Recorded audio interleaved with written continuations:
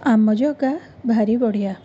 पूर्वे इंद्रर होई दत्त जे कन्या जयंती विदित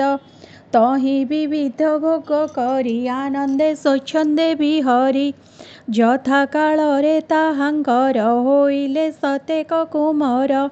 एहांग मध्ये महावीर ज्येष्ठ जे भरत कुमार ए भूमि जाहार नामरे भारत बोलाई संसारे ए ज्येष्ठ भरत अंतरे होइले ऋषभ कुमारे जे इलावर्त कुशावर्त इंद्र स्पर्क जे ब्रह्मावर्त मलय केतु जे नंदन विदर्भ आरभद्र सेन किकट आदि नवपुत्र पछे कहिबा ता चरित एहांक जे नव अनुज शुण कहिबा महाराज से कवि हरि अंतरिक ए तिनि दान ध्याने दक्ष प्रबुद्ध जे पिपलायन षष्ठरे अविहर्त नाम द्रुमिल चमस ए दुई कर भाजन नव भाई ए नव श्रेष्ठ भागवत पवित्र कले जगत परे वसुदेव नारद बेनि जनक ए संवाद सेठारे वर्णिबु समस्त शुण राजन परिकित एकाशी पुत्रंक चरित शुण कहिबा एक चित्त क्षत्रिय सुशील महांत पिता आज्ञारे अनुगत यज्ञादि कर्मरे निपुण होइले विशुद्ध ब्राह्मण एथु तारु से ईश्वर ऋषभ नामे जोगेश्वर से नित्य अवय अनंत परमानंद से अच्युत माया रे नर देह धरी अनेक काल से बिहरी धर्म आचर शिक्षा मान दियंती प्रजापुत्र दान परम दयालु से पूर्ण सर्वभूतरे मित्रपण प्रतिपालंती प्रजाजन पुत्र को पित्राहि जे सन वेद प्रमाणे मुनिगण जे पथ करांती दर्शन से ही प्रकारे नृपवर पालन करंती संसार उत्तम स्थले शुद्ध काले नाना संभारे से निश्चले मंत्र संपादी अनुक्रमे संकल्प करी शुद्ध मने ए मंद कले यज्ञ सते वेद विहित यथा चित्ते ऋषभ परिपाले मही ए मंद के अवा अछई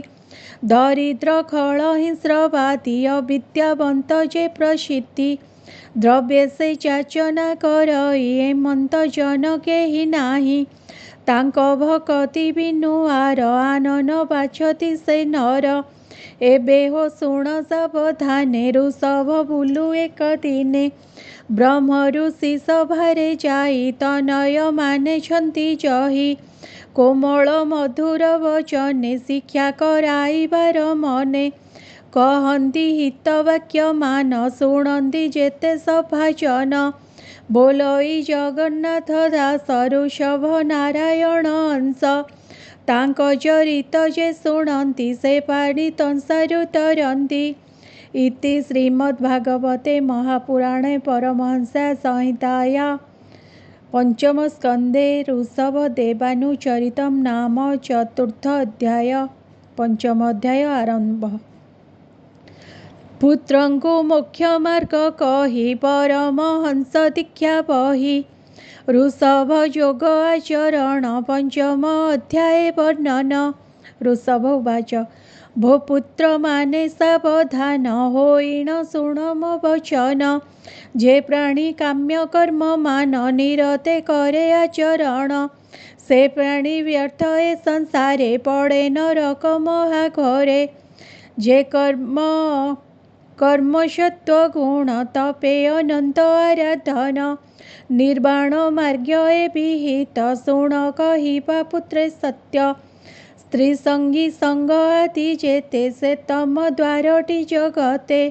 ए सर्व दूरे परिहरी महांत जन सेवा करी महांत प्राणी अटे से ही प्रशांत साधु से बोलाई से जन क्रोध विपर्जित ताहार सुहृद जगत जे प्राणी मोर पाद પદ્મે મન અર્પય પ્રમાદે સે જન જાયા ગૃહ ધન તનય ક્લેશ નાના કર્મ કરઈ નાના ભ્રમ હોઈ જાવત મતે ન ભજઈ અનિત્ય દેહ નિત્ય કરે સે સાધુનું હઈ સંસારે તાબત પરાભવ પાઈ જાવત આત્મા ન ચિન્હઈ જાવત નાના કર્મ કરે મન બળઈ નિરંતરે।